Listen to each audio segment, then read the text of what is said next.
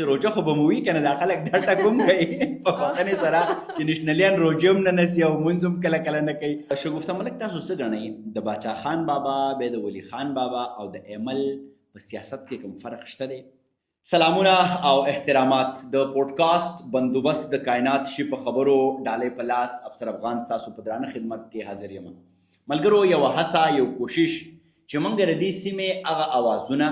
هغه ملغلرې، هغه هستۍ، هغه مبارزین راولو چې د هغو د ژوند یو زغل دی، یو تګ دی، یو سفر دی، او بیا په دغه بارودي خاوره باندې هغو لکه ونه مستقیم په خپل مقام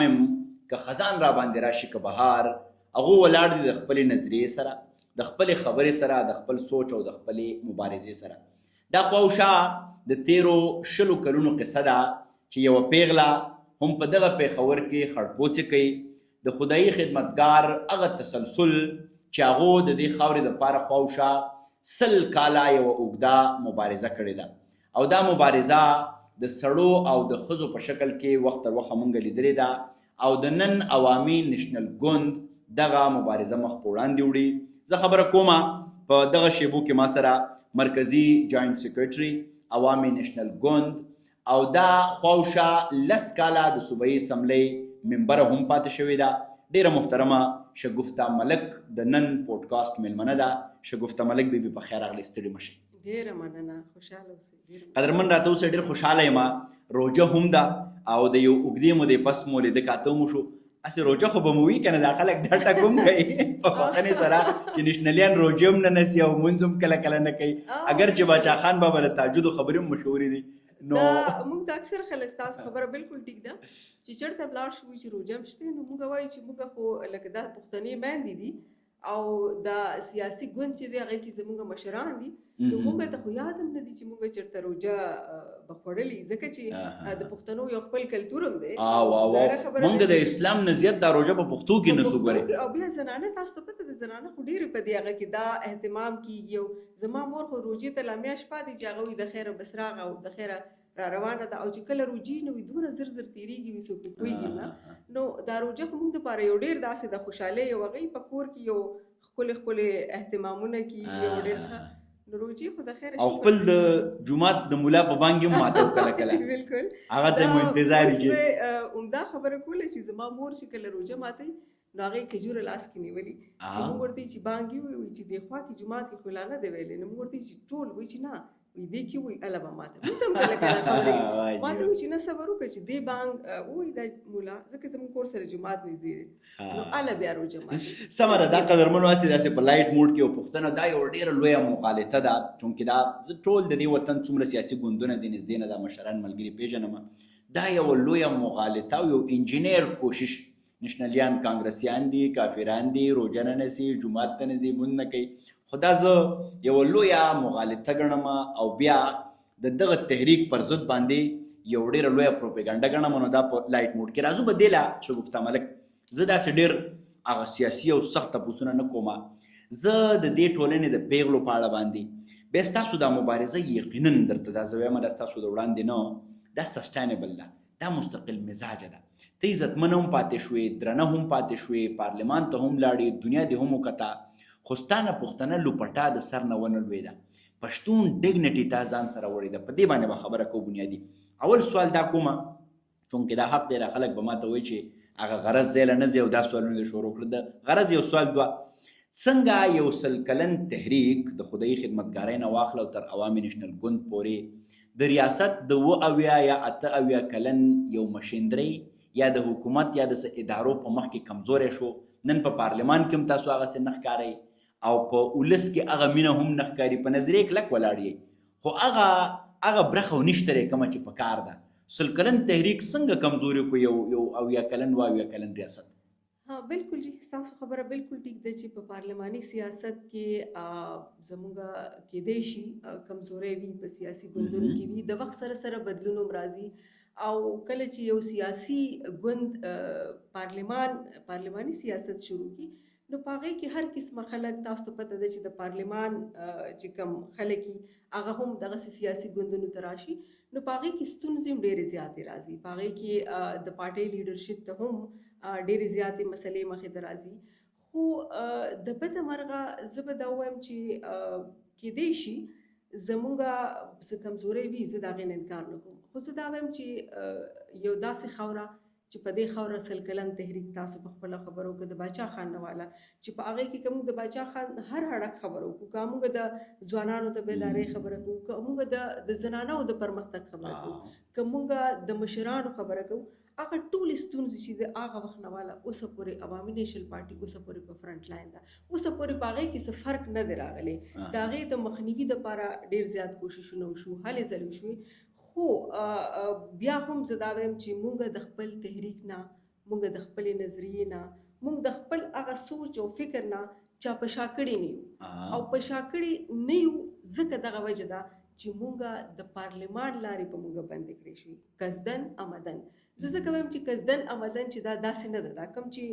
خلکو ته ښکاري داسې نه ده، ریئلټي چې دا هغه ډېره بدله ده. د ځوانانو کیدای شي پریورټیز جدا وي، زموږ د عمل چې دی دا قصدن عمدن د ترهګرۍ ښکار کړو. دلته ځوان بېروزګاره شو، دلته پیغله چې ده هغه بېعزته شوه، دلته کې مشر چې دی سپین روبې هغه وجړولی شو. تاسو ګورئ په داسې حالاتو کې چې یو سپین روبې، زه کله کله ډېره زیاته په دې خفه یم چې ما به ډېر کم داسې لیده چې سپین روبې به چې دی هغوی به د سترګو نه وختلي. داسې وخت راغی چې زمونږ سپین روبې مشران په چغو چغو په جړا موږ لیدلي دي، ځکه چې په دماکو کې ځوانان به چې هغوی ته راوړي. نو دا قصدن عمدن یو ملک چې کله داسې پاتې شي، یو خوره، نو هلته کې غربت، غریبي شوه، بېروزګاري شوه، ځوانان چې دي هغه ټول، نو دا مجبوري زه دا نه وایم، کیدای شي خلکو هغه خوبونه ښودلي چې هغه عوامي نیشنل پارټۍ نه یې ښودلي، او په هغې پسې بیا یو زه ویلی شم چې یو داسې فیک پروپاګنډا چې او شوه، یا یو داسې پروپاګنډا چې هغه خلکو ته خوبونه وښودلی شو او په هغې باندې خلک روان کړي شو. تاسو وکتئ چې حکومتونه وایي چې موږ به دونه دونه کورونه، دونه نوکرۍ ده، دې ټولو پسې ځوانان ځکه روان شو چې خلکو کتل چې په دې ملک کې ښه د ورځ چا نه ده لیدلې. نو چې کله ښه د چا نه وه لیدلې، نو خلکو بیا دغه لاره خپله کړه. خو زما په خیال چې دا داسې مستقلې لارې نه وي، دا داسې مستقل سوچ نو، او اوس وخت راغی چې په خلکو کې بدلون راغی او خلک مني. تاسو ګورئ د سوشل میډیا د لارې، تاسو ګورئ چې ځوانان کومه خبره کوي، هماغه خبره کوي چې باچا خان دا خبره کوله. ولی خان بابا خبرې نن د پاکستان هر یو لیډر، هغه د هر سیاسي ګوند سره تعلق دی، هغه د ولی خان بابا خبره کوټ کوي چې که نن موږ منلې وې او نن موږ هغه خبرې چې کومې ولی خان کړې وې، نو کیدای شي چې دا نن په جوماتونو کې دما کېږي، دا نن په لارو کوڅو کې دما کېږي، کیدای شي چې دا وخت نه وي راغلی. او اوس ما په خیال چې کوم ناس واکمن خلک دي هغه یوم په دې خبره پوه دي، خو نه غواړي چې دا خلک دې مخې ته راشي. شګفته ملک، تاسو څه ګڼئ د باچا خان بابا، بیا د ولی خان بابا او د ایمل په سیاست کې کوم فرق شته دی، کوم ګیپ، کومه فاصله شته دی؟ که وایئ چې دا د نن وخت ضرورت دی، نو آیا بیا ایمل ولی خان هم د پاپولیزم په لور باندې راځي، که نه په نظریه باندې ولاړ دی؟ که دا ګیپ دی نو دا فیل کېدی به څنګه شي؟ په دې اړه تاسو څه نظر لرئ؟ ګورئ جي، یو کس د بل کس ځای نشي نیوی. دا حقیقت دی چې د باچا خان بابا که موږ ډېر هم خبرو وکړو، د باچا خان بابا چې کوم حیثیت و، هغه بیا موږ بل، زه به دا خبره وکړم چې ولی خان خبره یا د اسفندیار خان، ایمل خان اوس په یو داسې سټیج ولاړ دی چې هغه کې موږ ګورو چې د باچا خان کوم هغه موږ وایي چې دا ادم موجود دي، بیا که د ولی خان خبره کوو موږ وایي چې دا ادم، موږ دا توقع کوو چې ادم د ایمل خان کې، بیا د اسفندیار خان د کوالټیز خبره، هغه ټول چې دي هغه موږ اوس په دې یو وخت کې د ایمل خان نه چې د هغه لا تاسو ګورئ ایج خبره کوو، یا که اوسه پورې هغه چې کومه مستقل مزاجي ده، ځکه چې هغه په یو داسې کور کې زېږېدلی دی چې باچا خان خبره کوله، نو خلکو به بیا ولی خان یادولو چې هغه د باچا خان لاره اوسه پورې نه ده هغه کړې. چې بیا کله اسفندیار خان راغی، نو خلکو وایي چې ولی خان ډېر ټیک و، خو دا د اسفندیار خان هغه چې دی. اوس چې ایمل خان دی، نو خلک وایي چې اسفندیار خان خبره ټیک وه، خو د ایمل خان اوس دا یو تسلسل دی. اوس د یو انسان نه ته هر قسم هغه نه اکسپټ کولی شي، لکه دا اکسپیکټیشنز ته نشي کولی چې یو انسان چې دی هغه کې د هر انسان کوالټیز ضرور شته، هغه جم شته، هغه په هغه غېږونو کې زېږېدلی دی، د ولی خان بابا، د اسفندیار خان بابا. خو کیدای شي وخت سره سره دا بدلون تاسو ته ښکاره شي. او زما په خیال چې تاسو د ګیپ خبره وکړه، نو زما په خیال موږ خو هغې کې څه فرق نه دی لیدلی، ځکه چې داسې د خپلې نظریې نه په شا شوي نه یو، د خپلې خبرې نه په شا شوي نه یو. د وخت سره سره چې کوم بدلون راغلی دی، موږ د هغې سره هم ځان، تاسو ګورئ په موجوده حالاتو کې د میډیا دور دی، ډیجیټل دور دی، پارلمان دور دی، په هغې کې موږ ځان دپاره یو هغه جوړ کړی دی. خو دا نشي کېدی چې موږ د دا وایو چې د باچا خان کومه لاره وه هغه ولی خان یا د ولی خان لاره اسفندیار خان هغه ټولې لارې موږ خپلې کړي د هر وخت خپلې تقاضي او د هغې خپل چې تاسو د باچا خان بابا او د ولی خان بابا کوم خوبونه وو هغه خوبونه تاسو وګورئ چې هغه د اسفندیار خان په قیادت کې 18 ترمیم خپله خوره خپل اختیار بیا د صوبې نوم پښتونخوا دا هغه خوبونه چې باچا خان بابا هغه رښتیا شو سمه ده د دغه لړۍ آخري کړۍ د شګفته ملک بیا راځم د خپلو اسانو پوښتنو ته عوامي نېشنل ګوند کله کله ډېر چابک غړي پوهان خلک لکه د اجمل خټک بابا نواله خدای بخلی او تر اوس لطیف افریدي لالا پورې هغه د بخانې دی دغسې بشرا ګوهر بیا زمونږ د محسن داوړ یا دا ډېر تکړه خلک افراسیاب خټک غوندې ډېرې تیزې فیصلې وکړي آیا داسې لکه ټیک دی وګوره ډسپلین خلاف ورزي کوي په دغه موږ پوهیو خو په دې کې به داسې بل څوک نشته دی چې هغه ووایي چې لاس چې مات شي نو غاړې له بځي دومره یو تکړه غړی چې هغه یو کرداري یو دم هغه بیلل د خپل وجود نه جدا کول د تاسو مجموعي تاوان نه ګڼئ؟ بالکل ګورئ چې دا څوک خلک دي دغه ټول خو موږ یو خلک یو د دوی نظریه د دوی سوچ د دوی خبره او هلته هم هغوی بیا دا خبره کوي لکه دا ټول د باچا خان بابا پیروکار دي دا ټول دغه لکه نن که موږ منظور پښتین ګورو که علي وزیر ګورو که محسن داوړ دی که افراسیاب خټک دی دا ټول د خدای خدمتګار تحریک نه په یو نه یو ډول متاثره دي خو دې موږ مات کړو تقسیم کړو کمزوري کړو نو عوامي نېشنل ګوند د سر خلک دي لویه چترۍ ده داسې په خپله غېږه کې یو تودوالی یوه مینه نه لري چې دا ټول واپس بالکل ګورئ چې عوامي نېشنل پارټۍ ډېر زه دا وایم چې هغوی ډېره لویه سینه لري او په هغې کې وخت په وخت کوششونه هم شوي دي او په هغې کې تاسو وګورئ چې ما خو تاسو ته ووایي چې کله یو پارټي چې دغه پارلماني سیاست شروع کړي نو د پارلماني سیاست به بیا په دې ملک کې تا ته پته ده چې ډېرې داسې خبرې دي چې بیا به په هغه ته په زړه باندې به ډېر زور تېری او ډسپلن به ته فالو کړي دا مجبوري ده چې کله ته پارلماني سیاست کې نو تا ته نوسیم ملاویږي ته به د هرې خبرې په هغې کې داسې څه خبرې داسې څه ایشوز ستونزې مخې ته راغی چې په هغې کې د پارټۍ د مشرانو دا مجبوري شوه حالانکې څوک هم دا نه غواړي ګورې دا ټول مشران زموږ د پارټۍ مشرانو او موږ ډېر قدر کوو د دې ټولو او هغوی هم په هغه قدر نظر باندې د پارټۍ مشرانو ته ګوري خبره هم یوه ده باچا خان بابا چې کومه خبره کړې ده هغه خبره هغوی کوي اوس زما خبره او د هغه په خبره کې خو فرق نشته زه هم د پښتون کام خبره کوم هغه هم د پښتون کام اوس هغه خبرې ټولې باچا خان کړي دي او هغه خبرې نن چې دي ټول کوي نو موږ به بیا هم دا غواړو زموږ دا کوشش هم دی خو چې موږ کومه ټولرنس خبره کوو د برداشت خبره کوو په کار دا ده چې دا په دواړو طرفو کې زه په د خپل طرف هم خبره کوم خو زه به هغه طرف نه هم دا توقع ساتم چې په کار دا ده چې زموږ به اختلاف راغلی پښتونولي ده ډېرې خبرې راشي خو په هغې کې دا نه دي په کار چې موږ د هغه خپل مشرانو ته بد رد وایو کوم چې زموږ مشران دي موږ د خپل هغه سپېڅلي چې کوم موږ د هغوی نه زده کړه کړي موږ د هغوی سره په یو چوکۍ باندې ناست یو او په هغې پسې داسې سپکاوی داسې بد رد خبره وشي نو هغې کې بیا ورکر چې دی هغه ته بیا ظاهره خبره ده چې ورکر چې دی هغه بیا ډسکریج کېږي دا په زړه کې نو دا خبرې بالکل ستاسو خبره ده موږ دا ګڼو زه د باچا خان بابا د یو پیروکار او د پارټۍ د یو ورکر په حیثیت دا ګڼم چې په کار ده چې پښتون کام ټول یو وي جدا جدا نه سمه ده اوس راځم شګفته ملک داسې د خپلو اسانو پوښتنو ته د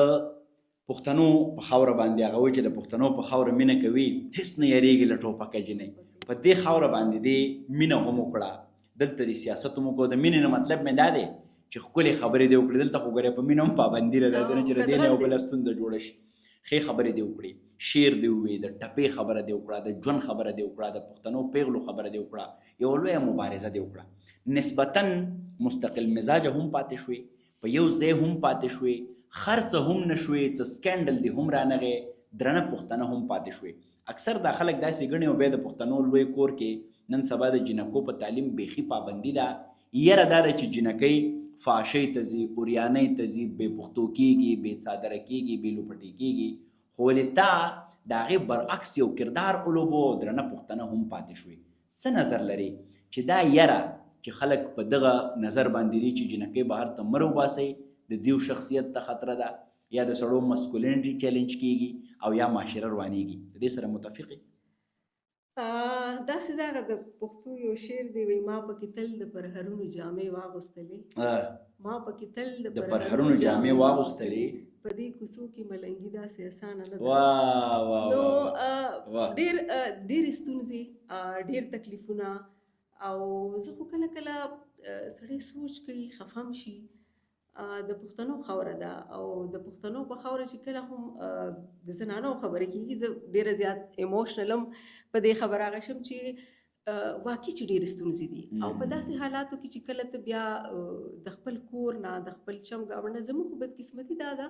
چې پښتنې پیغلې د خپل اول خو د خپل کور نه به تا ته دومره مسلې راشي، ځکه چې ظاهره خبره ده چې هغه هم په دې باندې یېرېږي چې دا لور خور د کوره بارو ځینو شل کیسي. بیا ستا کمیونټي، ستا چاپېرچل چې کوم دی، ستا چمګاوڼ چې دی، د هغې نه خبره شروع شي او هغه بیا چې کوم قسمه خبرې مخې ته راځي، نو دا ټولې چونکې موږ خپل هم تېرې کړي دي. او دا ما به دا فیل کول چې کله زه سیاست ته راغلم، نو داسې عمر چې ما ته به خلکو وایي چې ته په دې عمر کې سیاست څه لګې؟ سیاست ته خو خلک چې کله ډېر مشران شي او هغه یي، نو زه به په دې خبره به مې سوچ کولو چې واقعي ما ډېر غلط کار کړی دی.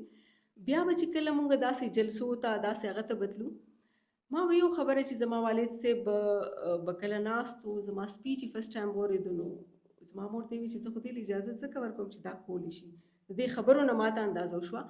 ما به دا فیل کول چې دا پلار چې کوم دی د ما له اجازت راکړی دی، نو دا د پلار یو، تاسو ته پته ده په پښتنو کې لوڼه پلار سره ډېرې زیات دي او رول ماډل یې او رول ماډل. نو ما به کوشش دا و چې که داسې څه خبره خدای مکه راشي، ځکه نو زما دا پلار چې دی د خو په ما ډېر اعتماد کړی دی، نو زه به داسې ریزرو غوندې ډېره زیاته، لکه کوشش به مې دا و چې بس خپل کار دی او د هغې نه واپس، او کار به مې خپل ټیک ټاک و، لکه ښه کمیټډ وم. خو دا ده چې لکه دا به مې ساتل چې زما کوم کار دی زه به هغه کار کوم. د هغه کار دپاره به ډېرې ستونزې مخې ته راغې، ډېرې مسلې مخې ته راغې، خو کوشش مې کړی و چې زه دا وګڼم چې خلک وایي چې دا په میرټ ده، چې دا خبره څوک ونه کړي چې دا په پیراشوټ راغلی ده. او په هغې کې زما په خاندان کې به ودونه راغه، مړي ژوندي به راغه، ما به هغه هر څه پرېښوده. ما به وایي چې زما د یو سیاسي ګوند سره تعلق دی او په دې سیاسي ګوند کې کوشش ما دا کړی دی، د ښځو د پرمختګ خبره، د ښځو د یووالي خبره، او زه د یو داسې ځان رول ماډل کم چې نور خلک وایي چې مونږ دې داسې چې خلکو ته لارې بندې نه کړم، خلک اعتماد وکړي، باور وکړي په خپل باور وکړي. او ما په دې کې ډېر سټرګل کړی دی، ډېر کوششونه مې کړي دي، په ځان مې ډېر زیات جبر هم کړی دی، ځکه چې دا آسان کار هم نه دی چې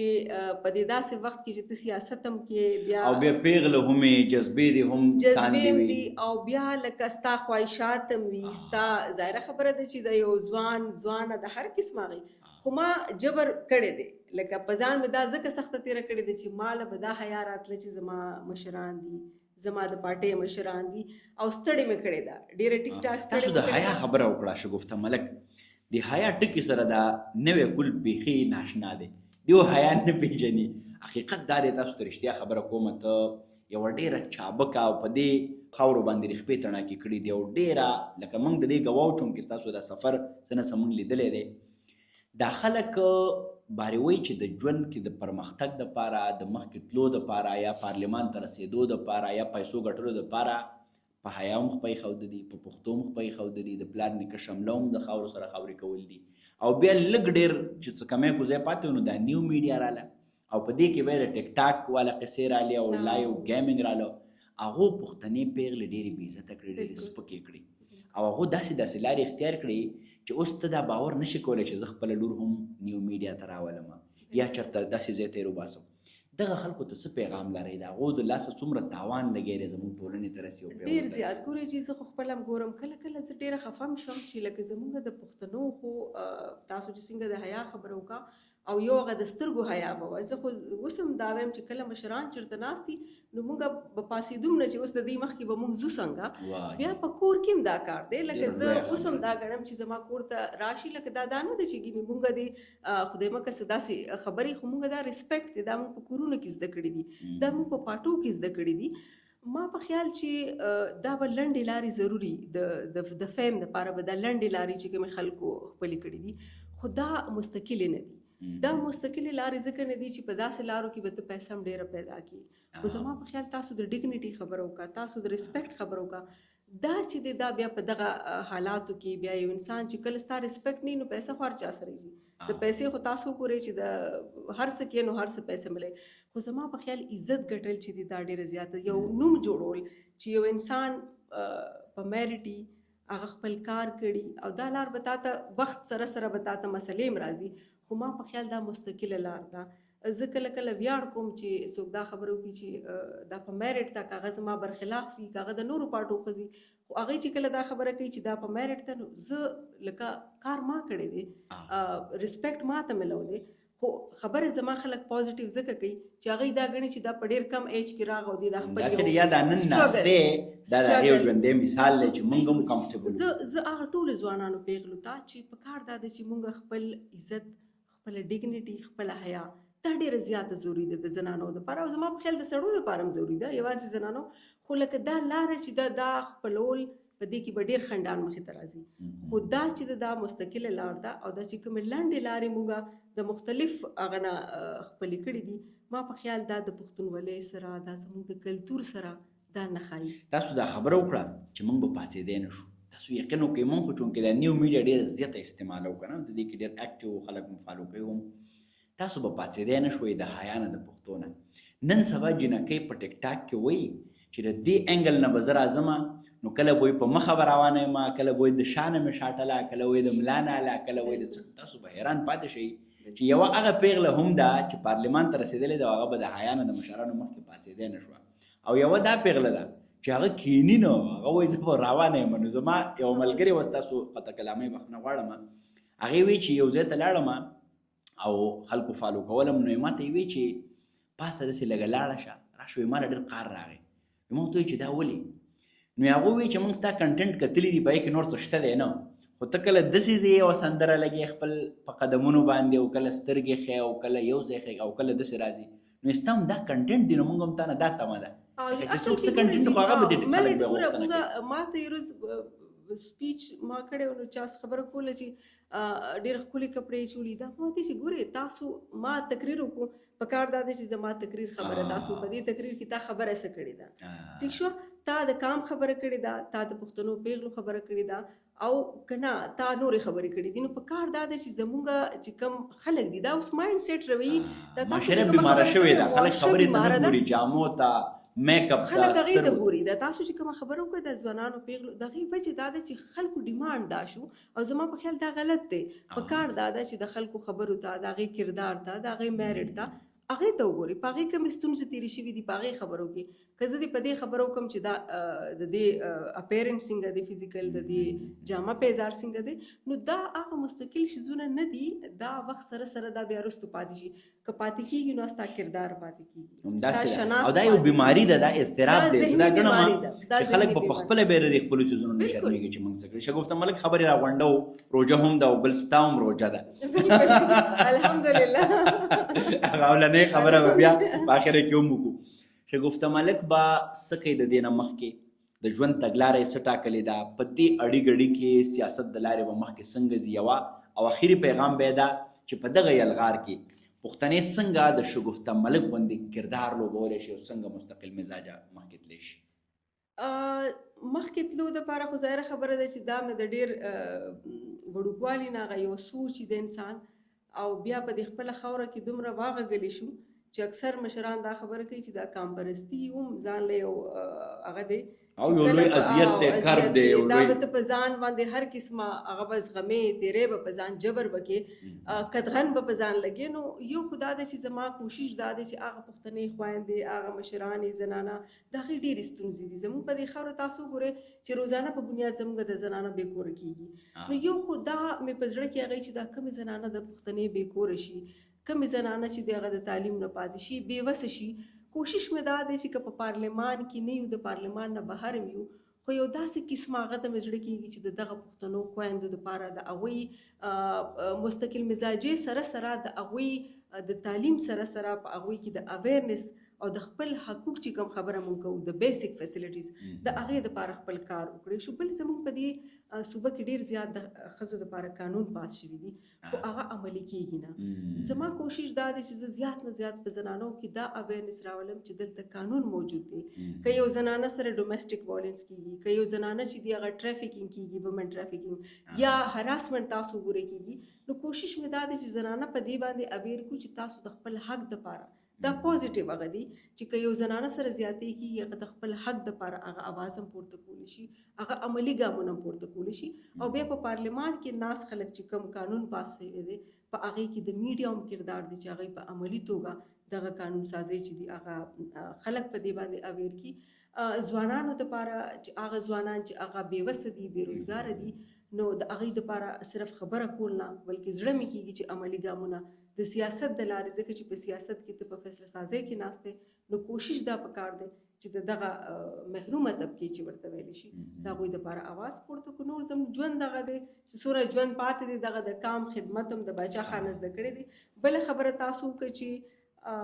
په دې اړي غړي کې پیغلو ته څنګه یو تګلاره پیغلو ته د زه به هماغه وایم چې کنټینیوټي ډېره زیاته ضروري ده، میرټ چې دی دا ډېر زیات ضروري دی. او بل دا دی چې موږ له پکار دی چې موږ ستونزه به راځي، کله چې ستونزې راځي نو زنانو ته ډېرې مسلې هم راشي او خلک هم دا وایي چې لکه ستا څه کار دی چې دا کې، خو کله ته یو ځای ته ورسې نو بیا خلک په تا ویاړ کوي او دا شي مستقل مزاجي. چې کله موږ سٹارټ کې راغو نو موږ ته به هم خلک وایي چې تاسو څه کوئ او دا ولې پکار دی، خو اوس خلک ویاړ کوي. نو زه به زنانو ته دا وایم چې دغه ستونزې که تاسو تېرې کړي او دغه سخت حالات او لنډې لارې اختیار نه کړي، لنډې لارې اختیار نه کړي، نو ما په خیال دغه خلک چې کوم په تاسو باندې نن ګوته پورته کوي دغه خلک تاسو پسې خاندي هغه به تاسو سره ویاړ کوي، هغه به تاسو ویاړ کوي. سمه ده. ډېره زیاته مننه کوم قدرمنې شګفته ملک، تا سره ډېرې خبرې کېدی شي. هغه وایي چې تا سره د دوو خبرو وخت نه و او ما سره کتاب خبرې وي، نو روژه هم دا ماښامې هم دی، خو بیا هم ډېره زیاته مننه کوم چې موږ له خپل تاسو ډېره مننه، ډېر خوند یې قدرمنو هر څوک زما په شانې نه وي چې به زیار وباسي، خلک پښتو مختو په تندر ولي کار وباسي او دیو هر منزل ته په لنډو د رسېدو قایل دي. پښتانه ځکه په سمسور پټي کې لار وباسي. څنګه چې محترمې شګفته ملک بیبي خبره وکړه،